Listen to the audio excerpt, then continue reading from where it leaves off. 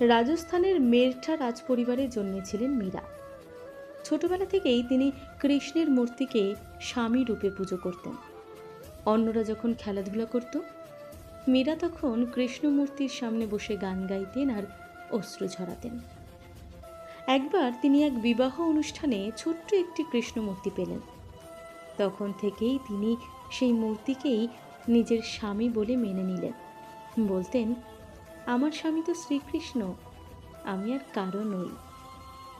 রাজনৈতিক কারণে মীরার বিবাহ হয় মেওয়ারের রাজকুমার ভোজরাজের সঙ্গে, কিন্তু সংসার, রাজপ্রাসাদের আড়ম্বর কিছুই তার মন কাটতে পারেনি। তিনি দিন রাত কৃষ্ণ কীর্তনে ডুবে থাকতেন। এমনকি তাকে বিষের পেয়ালা খাইয়ে দেওয়ারও চেষ্টা করা হয়েছিল, কিন্তু আশ্চর্যজনকভাবে সেই বিষ তার কিছুই করতে পারেনি। মীরা বিশ্বাস করতেন কৃষ্ণই তাকে রক্ষা করেছে।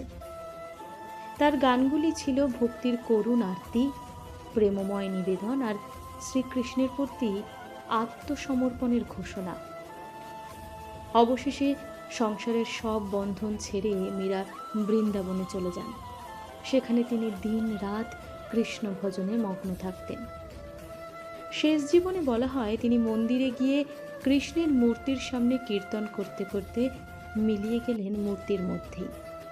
এই ঘটনার ফলে ভক্তরা বিশ্বাস করেন মীরা শেষ পর্যন্ত কৃষ্ণের সঙ্গেই একাকার হয়ে গিয়েছিলেন।